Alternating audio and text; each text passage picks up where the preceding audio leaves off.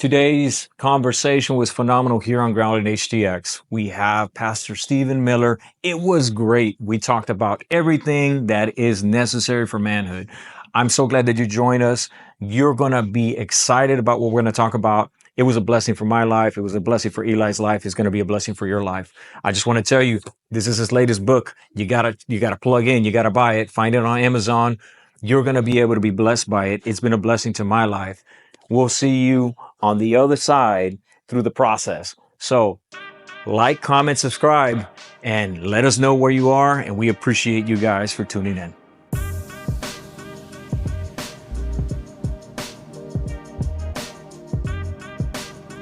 Thank you for being here. This is a real privilege, Pastor. I know you as pastor because you're a mentor to me. For those that are going to watch this, Stephen Miller, also known as Stealth back in the day.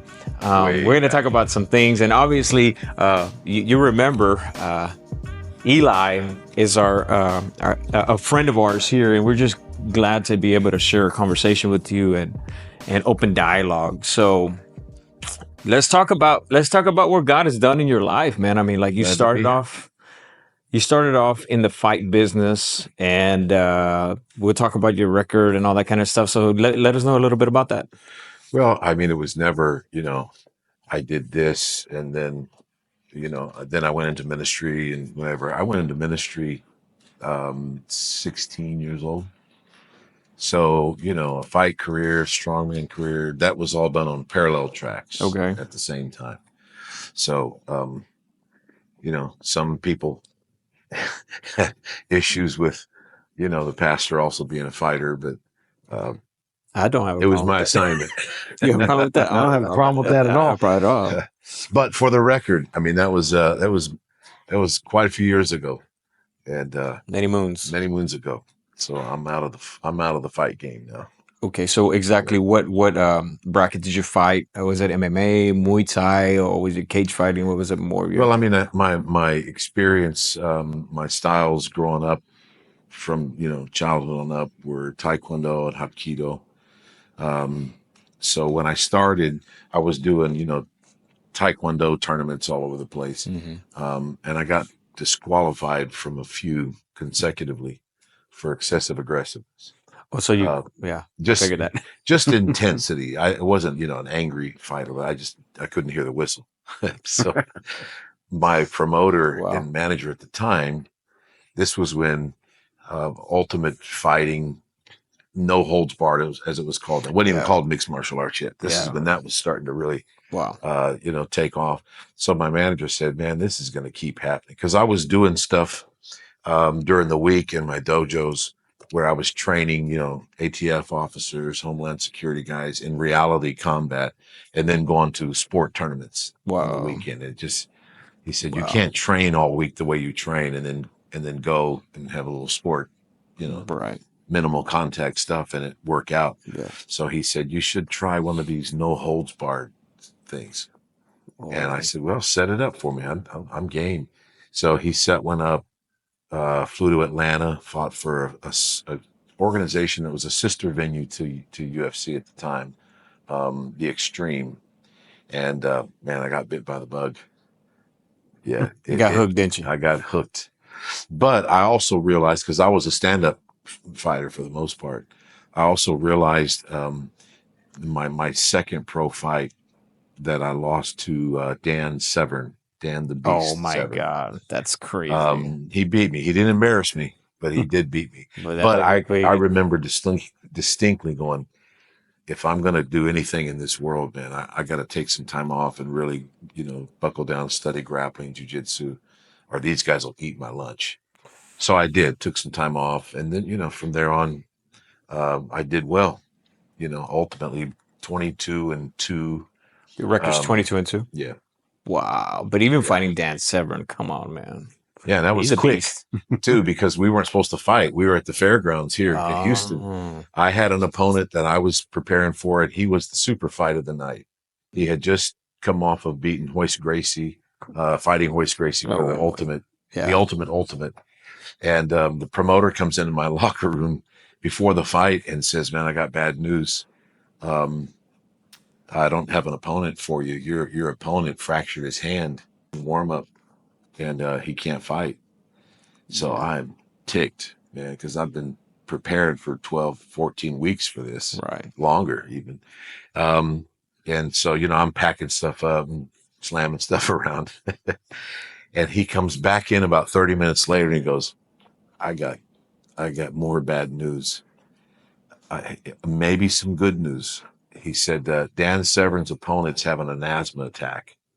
Oh, wow. And he can't fight. Wow. He said, I'll double your purse if you'll agree to fight Dan Severn. And you said, I said, do it. For my resume, I'll fight Dan Severn for free. But I'll take the purse. Double purse too. I'll take the double purse. And it was a great introduction, baptism by immersion into that world, because I got bit by the bug. You got bit by the bug. So the guys out in the Lion's Den and all those guys, correct? Pretty much. Yeah, when I pastored in Southern California, I had a number of those guys come and speak for me. Ken Shamrock came and spoke for me.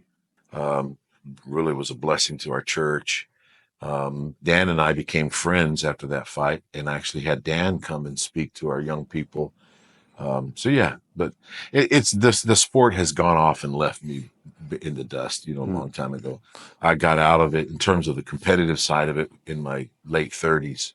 I'll be 60 this year. So you're 60. If I could be 60 and look like you, we did okay, right, bro?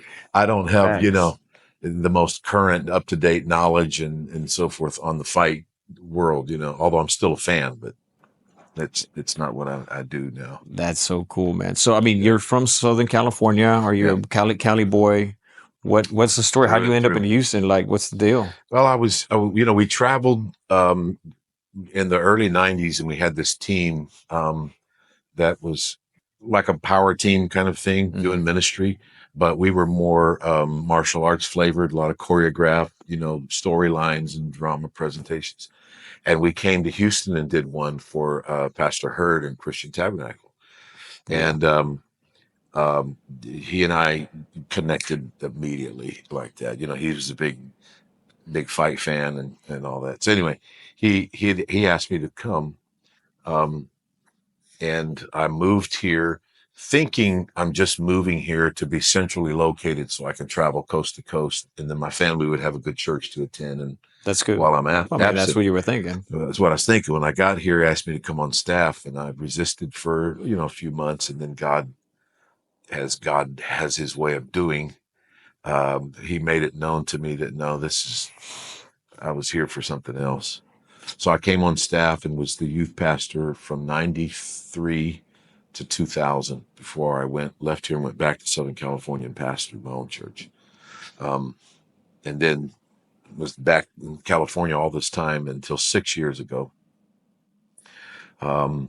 when my kids all moved back to Houston with a job transfer. Because you asked Mary and I, where are you from? Well, we'd say San Diego. It's born and raised. That's our home. Right. My kids did elementary, junior high, and most of high school here. So they would always tell you Houston's home. They never felt, a connection to Southern California. Oh, wow. So when my son-in-law first got a job transfer opportunity to Houston with the company he was with at the time, they were like dancing in the living room, going, God's answering prayer. We're going home. To Mary and I, it was a punch in the gut, man. Oh, wow. And because you can't be without your grandbabiys. Yeah, and then it decimated my church, the momentum. We lost, it really hurt us. But then, 2 years, I guess, into it, the kids they're moved back here. And church is recovering. It's doing well. We're sitting out in the front porch and sitting there sipping a cup of coffee, and I'm looking over, and Mary's sitting next to me, and she's got tears rolling down her face. Mind you, we're sitting on our front porch. I'm looking at the beach. The waves are 160 yards in front of me. Oh, man. Nice. And I said, baby, what is wrong? She started going through this litany of, I love where we live. I said, yeah, me too. I love our city. We pastored in Long Beach. Long Beach. Oh, and come on. Said, that's beautiful. Yeah, I love Long Beach. She goes, I love our church, love our house. we were living in a historic landmark. Our house. Clark Gable met his wife, married, and lived in our house, or his house. It was his house at the time. Wow. Charlie Impressive. Chaplin lived in the guest house. Oh my Clark goodness. Gable sold it to W.C. Fields. I mean, it was That's crazy, man. it was a great world that we were existing in at the moment. And I said, so then why the tears? I love all of it too. And she goes, but I'm over it. I said, what does that mean? Yeah, what does that mean? She said, I just don't want to live 1,700 miles away from my grandbabies. Oh, wow. And we had a moment, you know, sometimes these moments can feel like 30 minutes of awkward dead silence. It's probably 10 seconds, really. Yeah. I had a moment, and then a peace came over me, and I said, Mary, that's an easy fix. I'm going to resign, turn the church over to our associate pastor that, you know, we kind of raised up there. And I said, we'll move to Houston and we'll figure it out. So we did. We came back. And then again, that's the natural side of God's way of just making sure things unfold the way he wants them to. Because we got here and realized, you know, in short order that this was our assignment. We were supposed to be back here. Assignment. And, you know, we've been here now 6 years back in Houston. Love Houston. It's a great city. I think you just tolerate the weather. Yeah, just tolerate the weather. Especially this week. Yeah, this week. Oh, it's not August yet. So, oh man, August is a microwave outside. But it's on preheat right now. Yeah, it's on. We're preheating right now. It's a bad sign too. This is preheat. So no, thank you for sharing that. I mean, it's interesting to say that you start your life, you embrace it. And I think that's part of your story. You know, we're also going to talk about, you know, you're an author, you've written books, you're a man's man, you're a mentor to a lot of men in leadership and business and in ministry. Personally, you know, that's why we're happy and I'm honored that you're here because you inspire me through the program. And we'll talk a little bit about that in a little bit. But I mean, even the story behind the fighter, stealth, Steve Miller, you know, the aggressive fighter, the no holds barred, the world feat, you know, champion, and all these things that you have deep down inside. Can you share a little bit about your background? Like, where did you get this not anger, but where did you get this? Yeah, I can with a caveat, because then I'd like to share, you know, how I've really made a concerted effort in some ways. I mean, I want to live to, you know, I want to live to be 100, and I want to be in good shape when I'm 100. Yeah. But that life, you know, I'm really trying to distance myself from it for a specific reason that I'll share with you. But, you know, my grandfather was a world-class, you know, strength guy. My dad had the same. It's a genetic gifting. My dad had it. I have it. My son has it in spades. He's probably got it, you know, in a greater measure than any of us previous generations have had it. You know, my son. Oh yeah, it's just a beast. He's a beast with his hands. And you know, but it was just in the same way that the fight world. Eventually, when I got into it, I was just like, man, I didn't have to be angry to fight. I loved to fight. I was instinctively good at it. And put me in a cage, man. That was in my you know, my world, my heaven. But you know, shortly in the fight world, because I was in full-time ministry at the same time, I never took it too seriously in terms of, you know, take myself too seriously in that world, because what it really did, from my perspective, what I saw it as doing, more than the tough guy macho stuff, is it created, you know, there's an old saying that says all the world loves a strong man. There's just something about that, you know, that persona that people gravitate to. So, you know, when I was 38, 39, and I thought, you know, well, I got a good record. This is an old man in mixed martial arts. You're late 30s. You better be thinking about something else. So I got out of it, and then I thought, you know, I'm not done. I need some motivation, something that I, you know, focus on and train for. So after about 2 years, I went into the strongman world, do strongman performance, but the same thing. We did shows all over the world, feats of strength, set a bunch of world records. but it was still to create a platform, to broaden the platform. Because at the end of the day, it's really about, I've got something to say. Yeah, I got something to say. So you would use that as a hook and share the gospel. That's awesome. That's awesome. Yeah. Because now, there's a scripture, you'll know it. I think it's Ezekiel, where God said, I looked for a man to build a wall, to stand in the gap, and to change my mind about destroying this city. Yes. And God said, and I couldn't find a man. So, that's a big question that I ask and project concerning men. And so I have to alter my own perspective because of the questions I'm asking, which is, what does that man look like? What does it look like? Yeah. Because today, God is looking for a man. What does he look like? You can be yoked up, and that'll get you some attention and eyeballs, but that doesn't make you any more qualified to be the man God's looking for. Well, that's good. Come on. You can be ripped and shredded, and that'll get you some attention. You can be the alpha male, and that will put you in charge, but it doesn't make you any more qualified to be the man God is looking for. That's true. You can be Mr. Funny Guy and humorous. That'll get you laughs, but it won't make you, on and on. So, I've set that, that world and those past achievements aside, because my life now is dedicated to building men. Yeah. And sometimes if that persona is too strong, it's too much out there, men automatically equate that's what you're trying to get them to become. Yeah. Like, to build men, I'm trying to create a bunch of Iron Men competitors, and I'm not. It's not at all about that. Because then we go into, this is what the man God is looking for. This is what he looks like. This is what he looks like. Yeah. Right?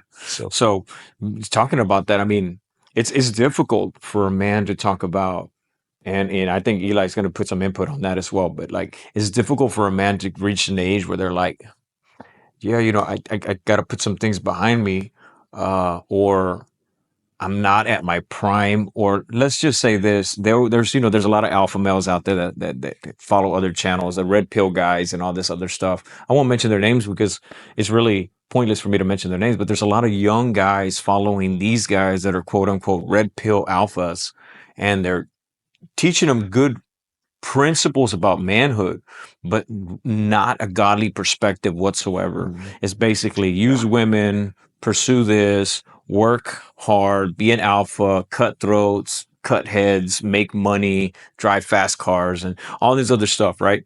But they're always empty inside when it comes to this kind of stuff. And you approach it from, you could do all that, but then you'll still be empty inside. Yeah.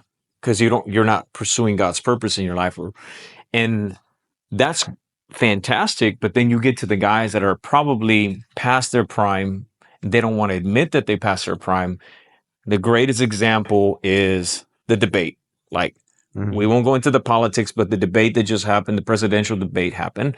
And you see two men having an ego conversation, like an ego back and forth. And then they started ending with like, let's settle it on the golf course. And you're like, this is the leaders of the free world. And they're talking about like their strokes and their handicap this. And it was just, it was embarrassing. Let's not be children. You're a child. But the funny thing, I don't know whether you lean left or right. We don't lean, we stand. Like Samuel says, we stand on the word of God. We have godly principles, and however you vote, that's you. That's up to you. But there is a point where a man has to come to terms and say, yeah, well, maybe I'm not good at this anymore. Maybe I have to set this aside. I will speak for myself. And then I'll let you open up, and Eli as well. Me, I've been in the automotive industry for 25 years, but I grew up working on cars since I was probably 5-6 years old. I grew up in the shop. I was in a tow truck with my dad. I was handling wrenches. When I was 8, I was getting greasy and dirty, working under cars. So my life has been automotive, got a degree in it and all that kind of stuff. But professionally, I've used these hands to make a living by vocation, right? And then I get to the point where I'm like, okay, I'm in my mid 40s. How much longer can I work on cars? And yes, I've owned a shop and supervised and did this and did that, and even went to the EV market, worked for Tesla, and everything's fine and dandy. But it was just like, I don't want to work on cars. At past 50, I don't want to work on cars because I'm constantly fixing everybody's broken cars. And even Eli knows this. I share this, and it's like one of those points. Like you get a phone call, and people call you, and you think that people are going to call you and say, you know what? How you doing, man? I'm just praying about you, thinking about you. Yeah. But everybody that calls me is like, my brakes are squealing. My car's doing this, and my wife got stranded, and everything has to do. I'm the pastor that has like the mechanic, and I get that. That's kind of like the meats that God gave me to be able to feel. It's part of ministry. But I got to that point where like, man, I'm not at my prime anymore. I can't work. My knees are bad. I'm not confessing anything, but I'm just saying I know my body now. And that's just like the president saying, like, you've been in politics and you've been in power for over 50 years. And I'm talking about our current president. Mm-hmm. There should have been a term limit, like for you to either step down or step aside. And I really hope that's just a different conversation. I just hope that one day that they will put term limits on legislators and congressmen for sure. I hope that happens because I feel like that happens both in politics, in business, and there's that whole thing that I will never promote until this person dies or that person gets removed or fired. And it also happens in churches where like the pastor never steps down, the church is in a decline, and sit down and pay your dues for 20 years and that kind of stuff. But the carry on, it was like, we'll put our input into it. But I'm just saying, me personally, I don't want to work on cars for another 20 years. I want to do something else. And I've been in ministry and bivocational, but like, you probably felt like, what's next? Like, we have to admit that as men, we can, besides what people say, like an old dog can learn new tricks, but now we have so much more wisdom because we obtain value by experience. I don't know if I'm making clear. Am I making sense to you? Yeah.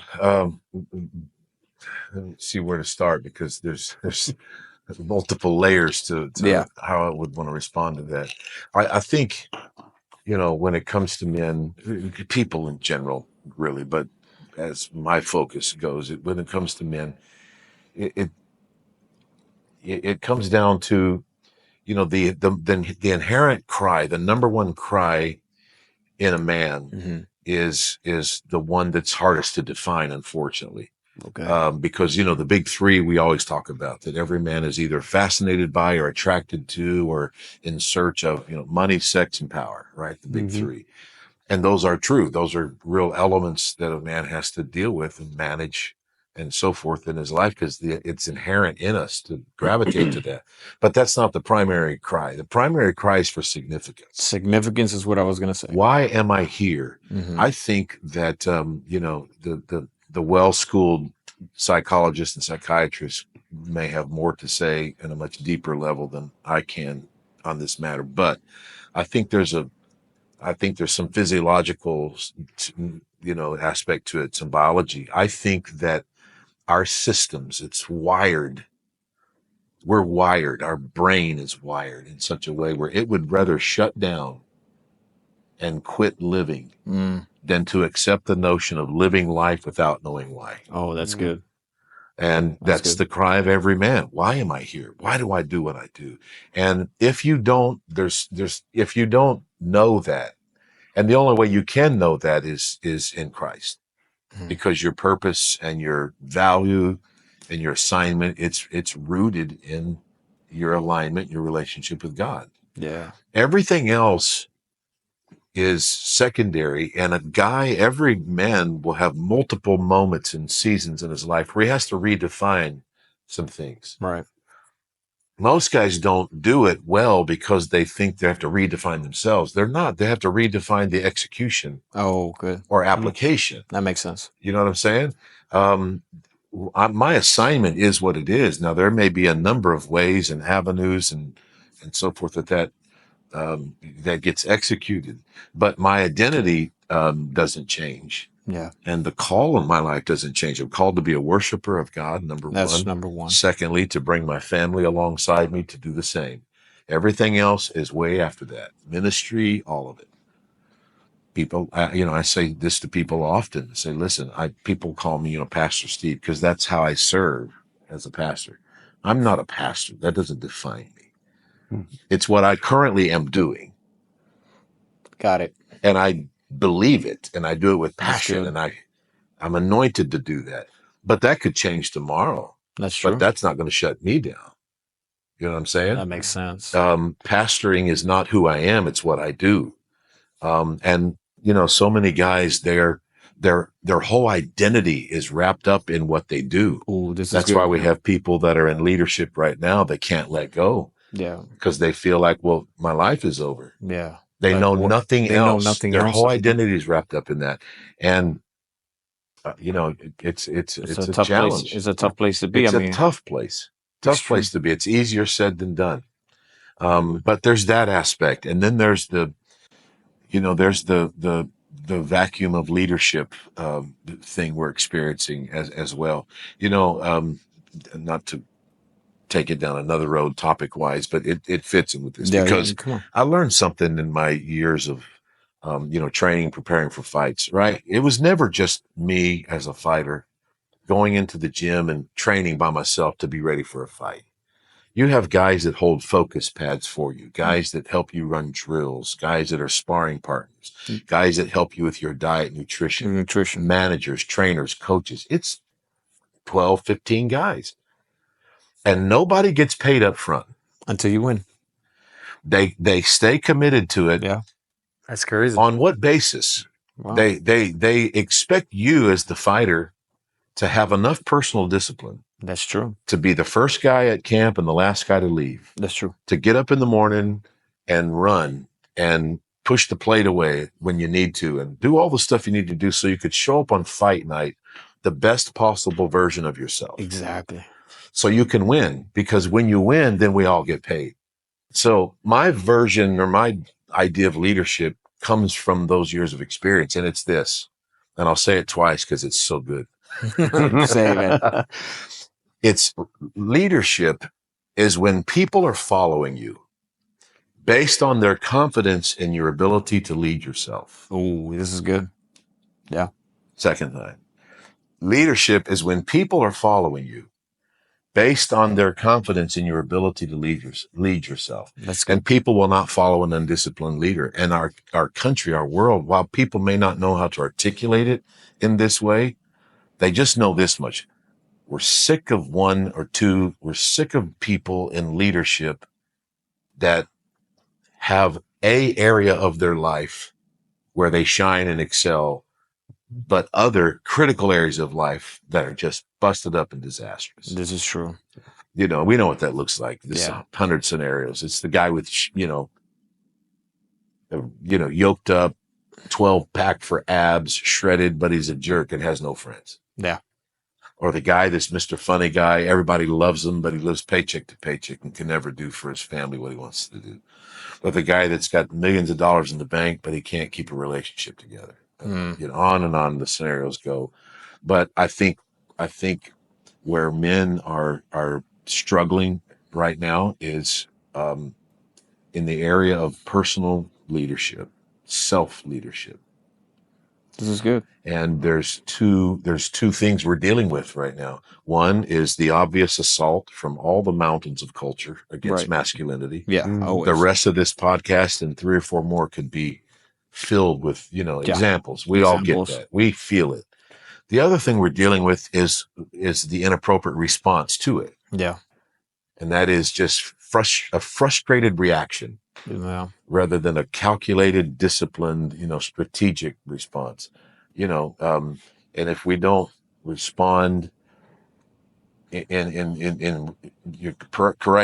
properly, then we exacerbate the problem. We now become insensitive men.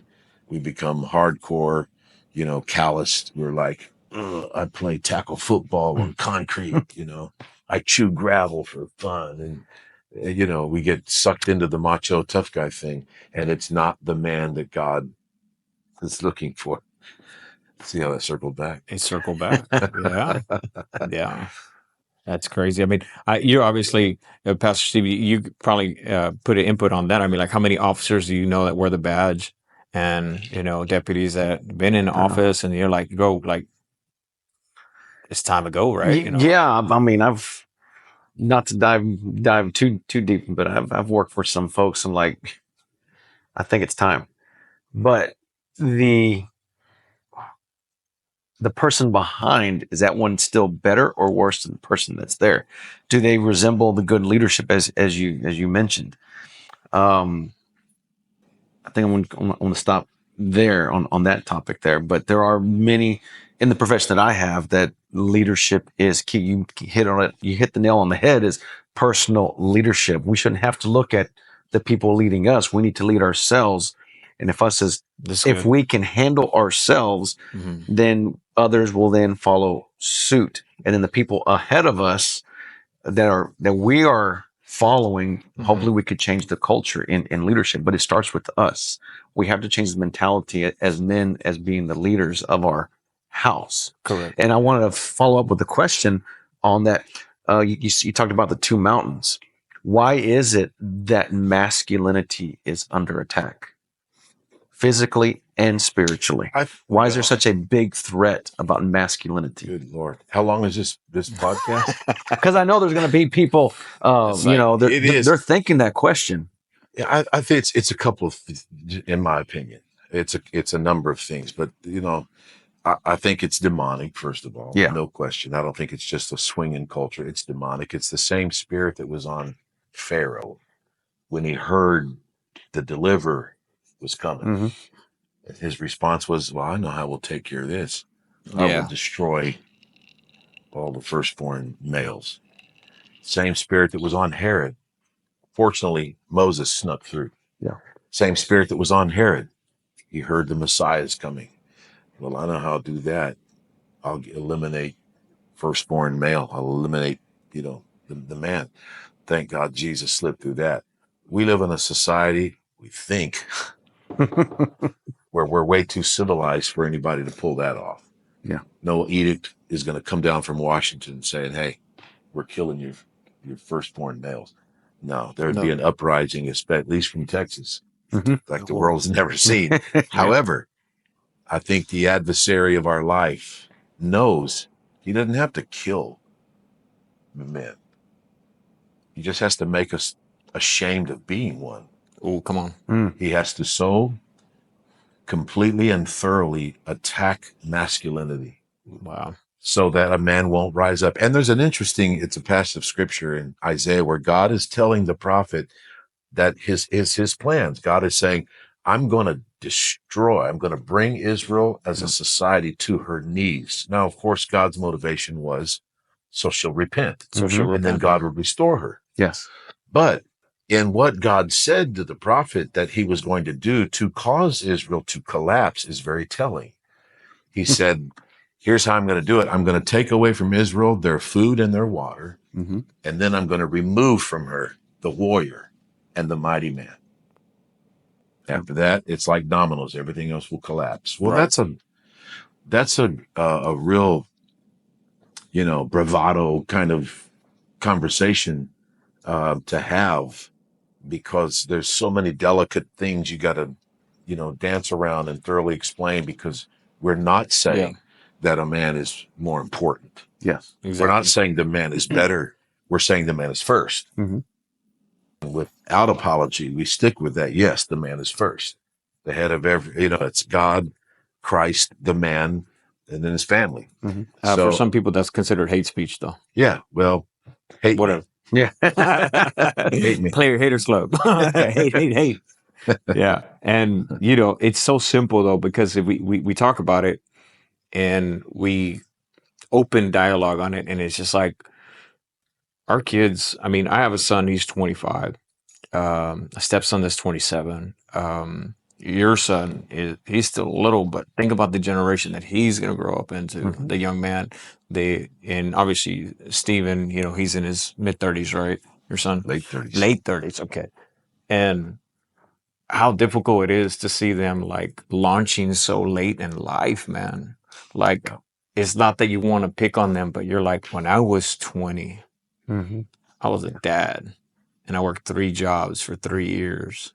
And I don't need a pat on the back, and I don't need like, oh man, that's great, because nobody cares. Nobody cares.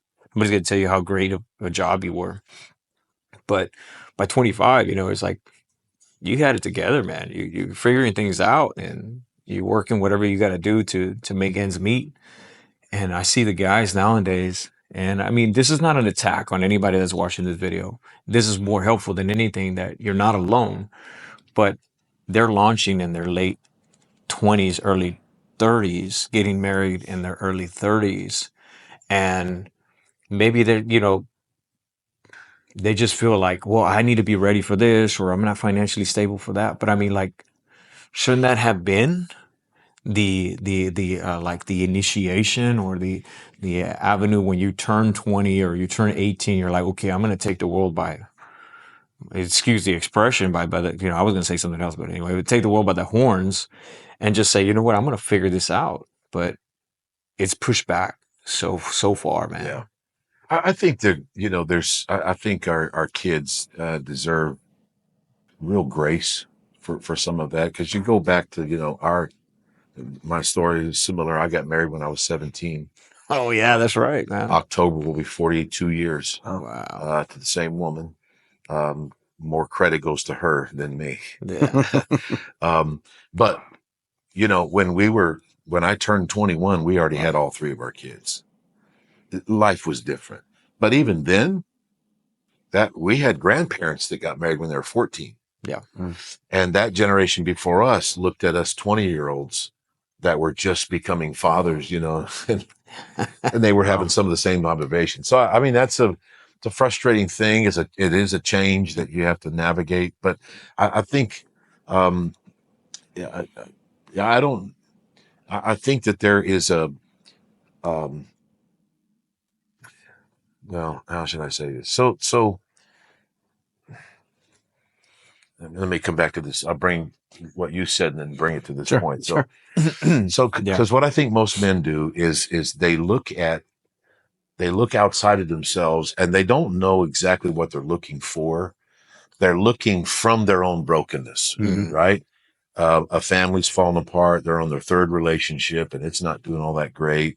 They're 40 and they're pre-diabetic and have an ulcer and all this stuff. So they don't have all what we call the 7 values. We can get into the 7 values that make up the circle or the metron from which a man lives his life. Yep. But we're looking from our own brokenness and our own deficiencies in those areas. So what we're doing when we're looking out is we're just looking for somebody that has it together in all the areas that we feel we've fallen apart. Yeah. Right. And it's really just about, striving to live a life, be the kind of man, living the kind of life that people just look at you and go, I don't know exactly what it is. I don't know how to articulate it word for word, but that's the kind of life I want. This is cool. And there is a vacuum. There is a scarcity of that. We look at some of the guys you were just talking about a minute ago, guys on the national scene. We look at and go, man, I would love that power, but I don't want that kind of family. I want that kind of money, but I don't want, you know what I'm saying? Yeah. People are looking for men that they can look at the totality of our lives and realize we're broken, we're flawed and imperfect like everybody else. Right. But at least there's some semblance of order and consistency and striving to preserve certain values. Okay. Now, I want to, before we go any further, let's talk about the Metron. I think it's fantastic that we plug it in. The Metron is powerful. Like, I'm going to do a real quick plug in right now.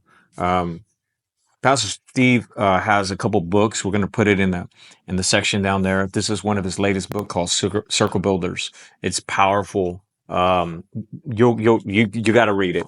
But this Metron of striving, can you explain that to the people out there watching? Yeah, every civilization, has they've called it different things, and even today, different cultures have different words for it. But it all basically refers to a circle, right?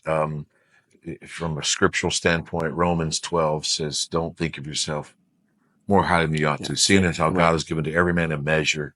It's the Greek word metron. It's where we get the word matrix from. It literally means a circle for the sake of measuring.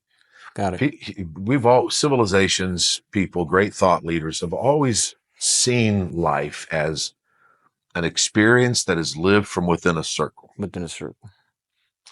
And that circle, while there's, a variety of what values make up that circle and how many of them there are, what is not been argued is the fact that we live life from within a circle. Okay. Right. And I think scripture makes it pretty clear. There's really 7 values. It's like 7 slices of the pie, that are required to be given adequate attention and development and focus in order for you to have the kind of life we're talking about, where you're complete. A man that, you look at him and go, doggone, the guy has it all, man. He's a spiritual man. He's a great husband, great father, great family. He's got a great social construct. He's emotionally stable. He's cognitively growing, all the time. He's got his finances are together. He doesn't have to be a millionaire, but his finances are together, and he's in good shape. All of that stuff. So here's here's the skinny on the metron. Okay. Thing, right? Come on. So if you were to take the 7, the circle, right, and you can probably show the diagram. So it's like a pie. You're looking at, or a wheel with spokes in the wheel, right? Yeah. So here's the challenge. Okay. Anybody you talk to, every motivational. Okay. Let me hold you to. Yeah. Yeah. Go ahead. So every motivational guy out there, every, great thought leader, personal coach and all that, they all will acknowledge the wheel of life or the circle. Got it. But then when it comes to developing our lives, we go from circular to linear. Always. So the average man ends up spending all of his time focused on one of 2 things. Got it. The value he's good at or is comfortable for him, and then the one that's in crisis. And we're usually waffling back and forth. It's like playing whack-a-mole. So the way to approach, the way we do it, Circle Builders, is about developing a systematic way of living your life so that equal amounts of attention, focus, and time are given to all 7 values simultaneously. And we take guys through in our programs, our Bible studies, our retreats, and so forth. We take them through this self-evaluation thing right off the bat. Here's a quick version of it. So where all the lines meet in the middle, that's 0. The outer part of the line is 10. So we have guys, we walk them around the wheel or the metron of your life and have them grade themselves. 0 to 10, how are you? 0, never thought about it. 10, you're a rock star. How are you in your spiritual life? And we give them some criteria to kind of gauge it by. Put a dot somewhere on that line that represents something 0 to 10. You're going to work your way around the wheel. There'll be dots at various places. Some guy gives themselves, you get the physical, and he's an Ironman competitor. He gives himself a 9.5. But family, he's on his 3rd marriage, and he hasn't talked to his kids in a while, so he gets a 4. All of these dots. Then we start at the top. And we go, okay, now we're going to connect the dots all the way around. The question every man needs to be prepared to answer is this: based on that shape you end up with. Yeah. But the results. Will my life roll? Yeah. That's the question that has to be answered. If you were a 5 all the way around, which means barely average, but you're developed in a complete way, you stand a far greater chance of a guy like we see everywhere in our culture. That's a 10, then a 2, 9, 4, and it's like trying to roll an egg straight. And, our approach is that the complete man, the man that God is looking for, is the man who is dialed it in all these areas that really matter in life. And he's doing it in a, synergistic way that gives exponential growth. Absolutely. That's the short. Yeah. Eli, the input. I mean, you went through the program. What do you think about the program? I went to the program twice. It's a phenomenal program. I recommend it to every man watching this, and even teaching part of this. It's revolutionized my life. It's taken me to a deeper level with my family, my finances, and in the spirit realm. Overall, it's a phenomenal program, and Pastor Steve breaks it down, especially in the book of Circle Builders. Gives an introduction to the class itself, and wherever the class is, I highly encourage to get it.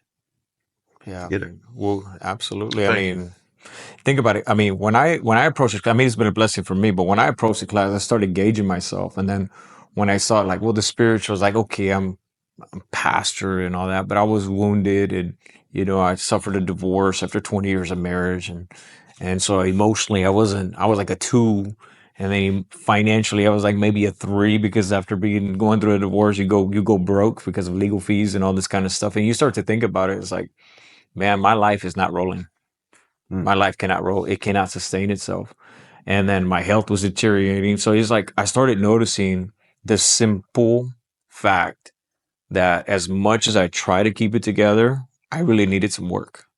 I needed some self-discipline. It was like one of those moments where you just like look yourself in the mirror, like, you got to get this together, man. But you know what? That's most of the work right there. Yeah. Because really, my belief, my conviction as I approach, building men, is that most men, they're not very far away. Yeah. They're not very far from. Sometimes we can look at our, our self-evaluation and go, holy smokes, man, I am a disaster. It doesn't take long. It's just, we weren't taught, right? The principles to build and to succeed, while how they're applied, the application may vary depending on what you're trying to build. The principles themselves are the same, whether you're trying to build a body, a physique, Right. or a church, or a baseball team, or Right. a country, or a company. We weren't taught that, what it takes to build a great corporation is exactly what it takes to build a great family, which is exactly what it takes to have a great physique or be healthy and so forth.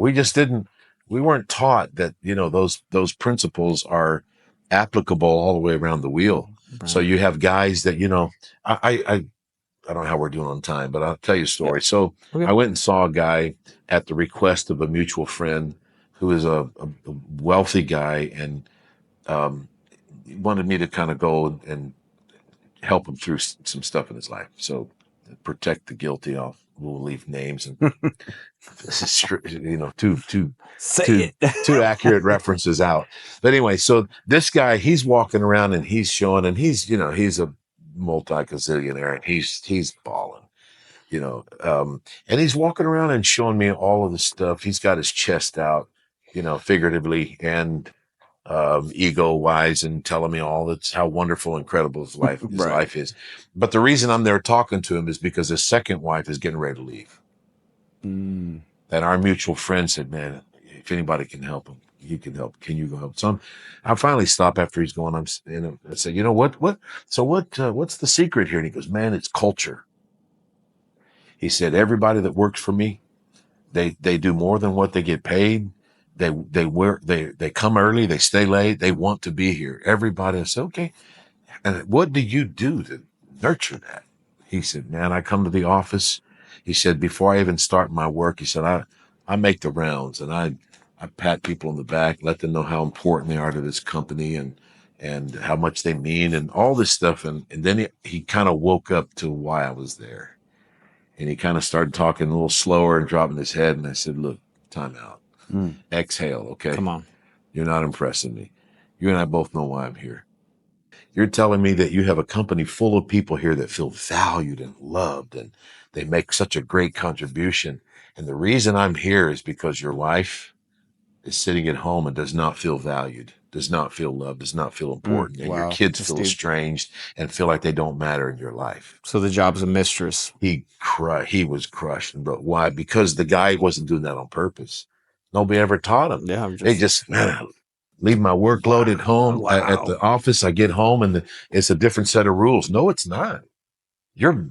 always, if you're awake, you are building as a man. You're building your family, you're building your mind, you're building your career, building your financial portfolio, building your physique, your health. You're always building. Come on. And we just weren't taught that way.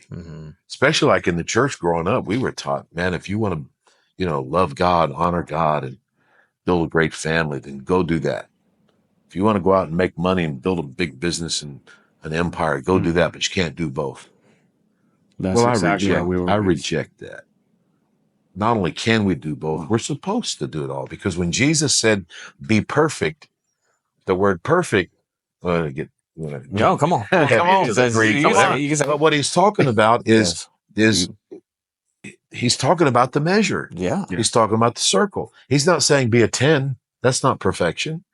4 all the way around is perfection. It just means that the sum total of its equal parts. So what he's simply saying is be complete. Be complete. Be equally developed. And it's not that difficult if you live your life from a circular perspective or consideration. This is good. Meaning that everything is a system. It's a system. Yeah. So you build a system, the system builds your life. That's what they say in the business world, right? Yeah, in the business world. I mean, that's McDonald's from the very beginning. They built the system. Why are French fries the same in Houston, Hong Kong, LA, Miami, or London? Doesn't matter who put the fries in the fryer, who served it, doesn't matter. There's a system that guarantees consistency in the product. This is true. And most of us, we're fueled by what is urgent and what is an emergency. Yeah. We don't live systematically and methodically and intentionally. And this actually will prepare, and that's actually what prepares us for when we do go through a season of a pitfall, or because of the consistency, the discipline that we'll have to be able to approach it. And most of the time, we're running around with like our house is on fire. Like when crisis hits us, we don't know how to handle it. Yeah, yeah. And so, in training men, and what's a attribute, or how can I say? What do you think is holding back men from learning these kinds of traits? Do you think fear is holding them back? Yeah, it's fear, pride. I try to always take that in consideration, because when you come at a man and he feels like you're tearing down everything in his life, it doesn't go well. No. Yeah. But, self-awareness is a huge thing. Self-awareness is a valuable trait that the average person doesn't have.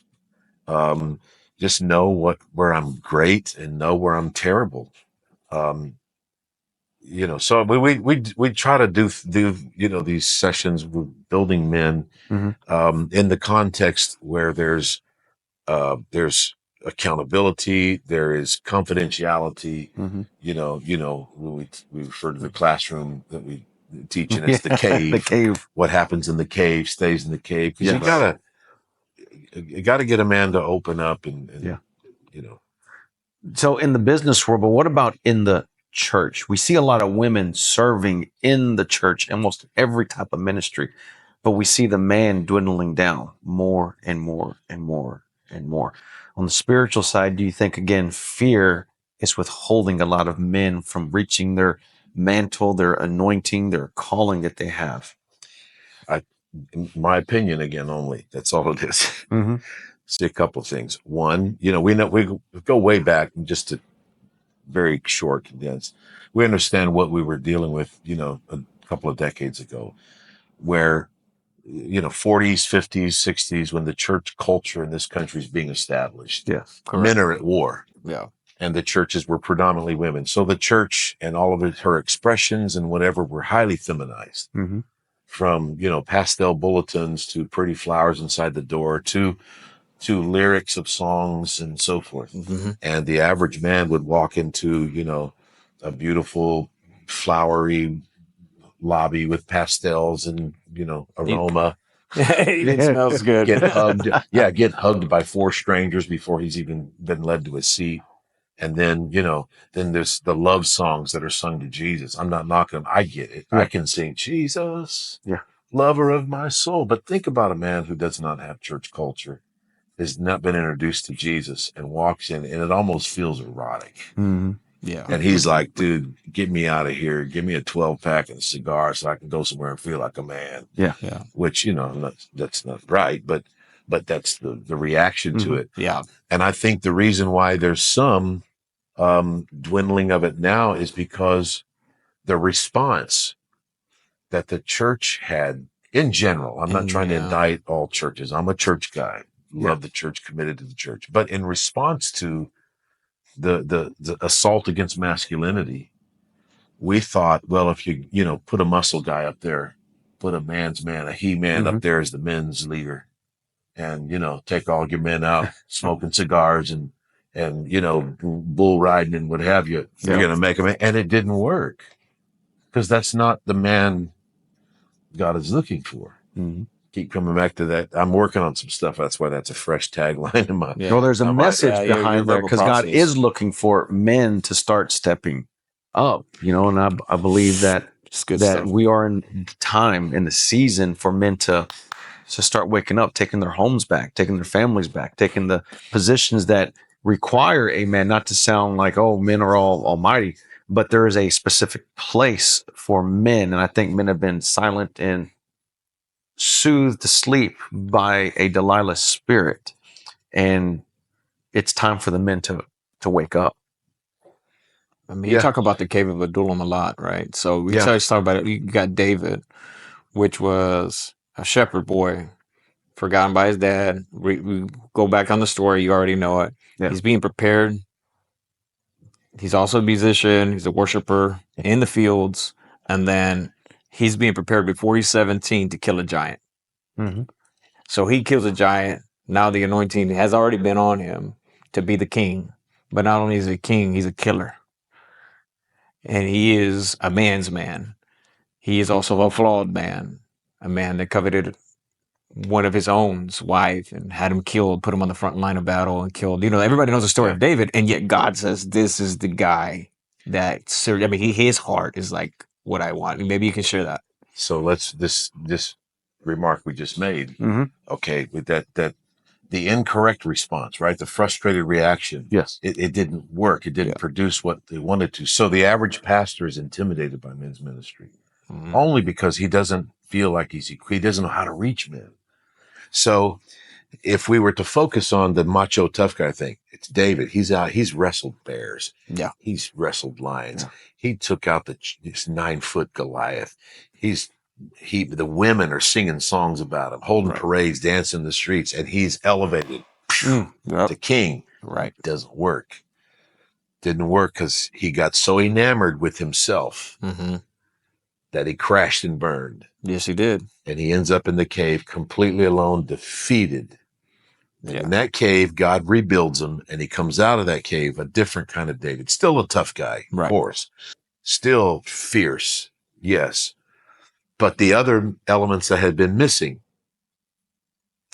those things were built into him in that cave experience. Wow. So I'm not, when I say, the macho tough guy, whatever, that's not where I'm not saying that, guys should run from that, because we're not to be embarrassed about being men. So I'm say this, or we'll say this real quick, but I do want to talk about, we'll wrap it up, and we're going to bring him back, because there's so much good stuff. It's so good. And we're also going to come back and we'll revisit the mountain experience on the volcano that Eli, myself. Yeah. All three of us were there. We were there in There's more. Baja California, But anyway, we're going to come back for that one. Real quick, they forget that being Christian, to be the as meek as a sheep, right? But as wise as a serpent, as the scripture says. You got to understand that being Christian is containing your emotions, and that aggressiveness is taming it. And some people forget that are watching is like, there's some Christians that are men and women. Well, I'm talking about men. There's men in church that used to be some solid killers that have closed down and have been able to discipline themselves. And if they ever, ever come to act of violence, and we're not promoting that, but I'm just saying that you want to test a man that has those scars, that has wrestled bears, lions, and came to Christ and then was able to, I guess, harness all that strength and harness all that aggressiveness. And then you wonder why we feel constantly under attack. And then, like you said, there's men and pastors and leadership that they don't know no better. And then they try to do men's ministry from a different approach, and it usually fails because, number one, it's either the pride gets in the way because it's competitiveness, or they can't outshine me, or, sit down and listen and wait your turn kind of stuff. That happens a lot in our churches, Yeah. I mean, we either been victims of it or we've actually been the people that have promoted it ourselves, But I'm going to say this last thing. The scripture says this, and we'll, going to scripture, it says 1 Timothy chapter 3. And you're a pastor. I'm a pastor. You're a prophet. We're on leadership in church, and we're vocational, and we're also leaders in our communities and stuff like that. But the scripture says here, a man desires a promotion to be a bishop, right? His desire is to do good work, and a bishop must then be blameless. I mean, this is coming from the word of God. It's to be blameless, husband of one wife, temperate, sober-minded, of good behavior, hospitable, able to teach, not given to wine, not be violent, not be greedy for money, be gentle, not quarrelsome, not covetous, one who rules his own house well, has his children in submission with all reverence. For this is the man that do not know of it, rule of his own house. How could he teach and lead the church of God? Here's that notice, lest being puffed up with pride will fall into the same condemnation as the devil. Obviously, remember, pride comes first and then the fall. And moreover, he must be a good testimony among those outside, and he has to be not above reproach. He says, not above reproach, for the snare of the devil is imminent. So we're going to go ahead and just say, we're not going to say any names. There's a lot of pastors right now that are falling in very strong positions in leadership. Bad. So now the exposure has happened, and it comes to whether it's a David factor, where it's a Vidulum experience in their life. Maybe there's some fracturedness that they really didn't deal with, and they kind of just tucked it aside and then kept on leading. They didn't know when to quit. They didn't know when to sit down and heal.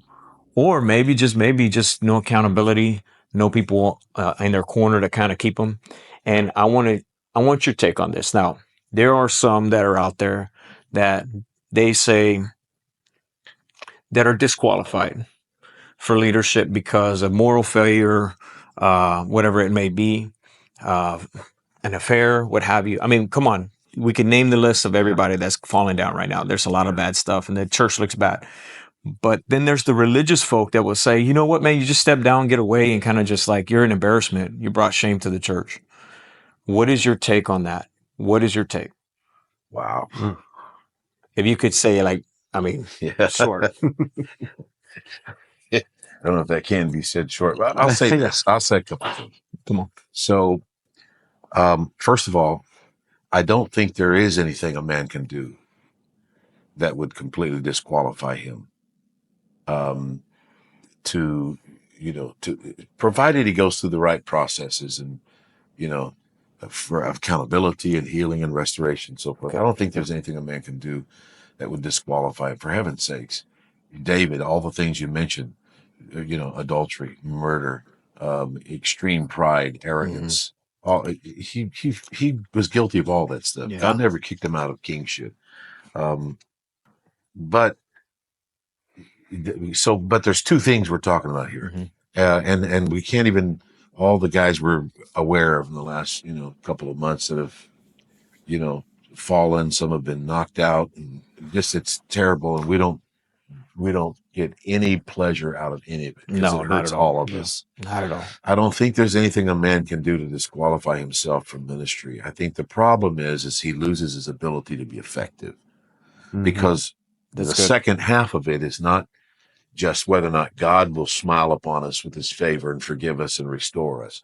It's the fact that the people that we lead are not nearly as gracious and forgiving as God is, which is why when a man one of the high priorities of a man's life when he's in leadership is preserve his ability to influence people. That's one of the greatest commodities that we have as men, is our ability to influence other people. And sometimes guys find themselves stepping back into having the pleasure of being able to step back into a situation where people are gracious and kind and forgiving, what have you. It's people are less and less that. The funny thing is, like, the American story has always been the underdog story, right? The upside down kingdom is the gospel. Yeah. The first shall be last. The wise shall be put to shame by the meek. And that's what Jesus kind of preached. But when it comes to leadership, they don't extend that olive branch of grace in a lot of cases, man. Yeah. It's like- and it just, it all can fit and tie into, fuel, motivation for a man to get the priorities. And I'm not saying that all these guys that have recently, ran into some real catastrophic situations. Yeah. Because it's different things with all of them. So I'm not even talking about that. But I think what happens is none of us are wired to function in a state of deficit indefinitely. That's true. At some point, you will implode or collapse. That vacuum, that deficit. And I think when the priorities of a man's life are out of whack, and this is a huge thing in the context of ministry, because I think when your priorities are not aligned the way that God expects them to be aligned, you're creating a deficit, and it's just a matter of time. It may be a year, 10 years, 15 years. At some point, there's going to be an implosion, a collapse. The priorities, my take on it is that, the prioritization of a man's life in terms of what God's expectation of us is, it's God first, then it's family, then it's ministry. Now, everybody looks at that, hears that, and goes, well, duh. Everybody agrees with that. The challenge is that, let's just talk about ministers for a while. Right. Yeah. What ends up happening is we know our devotion to God is of highest, priority. Right. And then is our family. But so what happens is so many of these ministry responsibilities that are down here. Right. It's pastoring a church, building this, doing whatever. Right. We so inseparably equate the activity to our devotion to God. This is true. That it's all up there in the priority, and our family comes second. Yeah. We're in love with Which the means office our or the family assignment. comes second to ministry. It comes second to church responsibilities and so on and so forth. And plenty of pastors, and you're welcome to, would take me to task on it, would feel that's differently about it. But the fact is, man, a church can come and go. My that's with me for the rest of my life. Yes. And I can have, everybody that I can have, 10,000 people sing my praises and give me accolades and say, oh, you're awesome. You're Mr. Wonderful. But when I walk into my home, if my family's disappointed in me, I can't deal with that, man. That's heavy. Yeah. I can't handle that. If my kids are looking at me sideways and just, yeah, you preach, you do this, that, and the other, man, I fall apart. My family is, it's next to my worship and my devotion to God. It's my family. That's good. And I think a lot of times ministry people get those priorities out of whack, and you're going to create a deficit. You can hide it for so long, you can cover it up for so long, but at some point you're going to have a family, a wife, children that are going to say, you know what? Yeah. And it may not be a catastrophic, rebellious act. Maybe it's just you spend your life pastoring a church and your kids don't want to serve the Lord, much less have anything to do with ministry. Yeah. That is tragic, man. That is tragic, bro. Yeah. And it doesn't just happen. There's always contributing factors somewhere along the way to that situation. Yeah, that didn't happen overnight, man. It didn't happen overnight. Yeah, that happened with time. This is a final thought. What are you going to tell those out there? We're going to bring Pastor Steve back because I love it. This dialogue is great. It's going to be amazing. But what do you have to tell young men that are striving to jump into ministry, or even those that have been in ministry that are burned out, that are about to hit that wall because they have not dealt with things? And maybe they just feel discouraged, or maybe they feel unloved, or maybe they feel inadequate. I don't know. Whatever it may be, what would you tell them that are watching this Well, podcast? we've created you've created a couple of different categories. I would say for first of all, there's nothing wrong. There's nothing, failing about taking a time out. This is true. If there are pastors, I think that need to just go somewhere for 30 days. Well, some pastors with 30 days, I can't go in for 2 weeks. I might not have a church when I get back. Well, then you probably really don't have one now. No, come on. The point is there's a scripture in James. He says, confess your faults one to another and pray one for another that you may be healed. Exactly. So if we reverse engineer that passage, right? Confess your faults one to another. That's not every transgression, every sin. There's a whole understanding with that. But if you can't confess your faults one to another, then you can't be healed. This is so true. A man has to get himself in an environment where he's got somebody he can talk to. All of us have to have it. Okay. Everybody needs a coach. Yeah. You know what I'm saying? So if you're to that category, you're feeling burnout and what have you, man, take a time out. Pause. There's nothing wrong with that. You're not, God's not turning his back on you.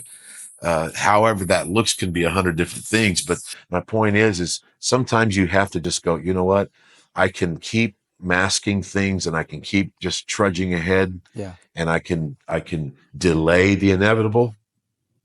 It may be a little uncomfortable and a challenge to take some time right now, but in the long run, it'd be better. Get some help, man. Don't wait until you've lost your family and your kids. What kind of help though? Get some help. I think, professional help. I think, you need to talk to somebody. But it needs to be somebody that knows how to handle what the stuff you're going to lay on them. Oh, come on. I have one, of course, you guys know Dr. Pace. Man, I talk to him on a regular basis. I need to get my thoughts out there so I can see what they look like. Because they don't always look the same in here. Let me get them out there. and just, everybody needs a coach. So to that guy, I'd say that pause whatever you're doing. I don't mean this can sound very, flippant or dismissal. I don't mean that at all, but I would say it in terms of shock value. It's like this. What are you worried about? All this stuff. It's just a ministry. It's just the church. It's just this. Pause. Breathe. Pause. And get some help. That'll still be there. And so forth. I didn't say enough about that to do it justice. But anyway, to the young guy who just wants to, he feels called and so forth. Don't do it. Go get you a job, build you a career until you're 30. Oh, good advice. Look, if Jesus worked a carpenter shop until he was 30, he's the Son of God. Tasked to build a team that would change the world in 3 years. Facts. Come on, man. 22 years old, and you got a business card that says I'm Bishop so and so. Come on, man. Build a career. Don't get me started, bro. Go get a job, get an education, a degree, build a career, because there's also the very real possibility that you may reach a point in time later on in your ministry where you got to be the one that funds your own ministry. This is true. You may need something when you reach a point in your life where you got to pause. You need something to fall back on and what have you. Yeah. That's not popular terminology, fall back on, no plan B, all that kind of stuff. I'm not the. See, the cool thing about it is that so simple and practical, but yet it's like so taboo to actually say that. It's like, well, I mean, where's your faith? Do you actually believe in God? Do you believe in your calling? And it's like, no. We talked about it earlier, right? In life in general, 31 is the new 21. Yeah. Our kids are doing, and having life experiences in their 30s that our generation did in their 20s and teens. Yeah. It's a different time, different thing. Our kids have been conditioned differently, different environments and so forth. I just don't think, I think you need to give yourself time in life for your emotional intelligence to develop, and all these Yes. things. You know, you need to spend time That's fantastic. doing all that Yes. stuff and developing before That's you good. jump into. Because once you get started down that road, man, Yeah. It's true. there's no going back hardly. Wow. Well, we've run out of time, and man, we could continue going on. There's so much gold nuggets that are being dropped, and I know that you're going to learn from this as well as I am. I'm going to ask that you drop a comment where you are, maybe a question, anything that you want to get connected. And we're also going to share Pastor Steve's website down below and his books that you can get, so you could join this class of complete manhood. And you're pastoring now at Inspired Church, and that's family Serve as to the us. men's pastor. Men's pastor, and we're also family there, and that's our spiritual covering. So we want to honor them as well. And one last thing, man. I mean, will you come back? Let's do it. You want to come back and talk some more? Yeah, let's do it. Man. Yeah, there's a lot to talk about. Oh yeah. Building men is a very layered and complicated subject. Yeah, Yes. Eli was with me, and he had some stuff that we probably didn't even tap into. No, but it's just we so didn't. good, man. Just to hear you, it's just like, come on, bring it. So Had so thank- many questions. yeah. So Well, thanks again. Sorry, I went so long-winded on Yeah, long answers to short questions. But yeah, exactly. Thank you for joining us. We were so happy to have Pastor Stephen Miller with us, my personal mentor, which I've gone through his program, Complete Manhood. It's phenomenal. Today we talked about the purpose of manhood, the purpose of one's significance and identity, whether it was pride or brokenness, whatever it was phenomenal. I'm so glad that you joined us today. And again, comment and share with us your feelings through everything. But I do want to plug this in. He will be back with us soon. And I want to plug in his latest book. This is Circle Builders. This is his latest book. You can find it right here. You can go to Amazon or anywhere that you can actually find his book. He has multiple books, but this is his latest one. I loved it. It's been a blessing to my life. I want to bless his life because he is truly dropping gold nuggets for all the men that we need. So down below will be his website where you can actually get it. Thanks again for joining Grounded Podcast. We love you guys, and we'll see you next time.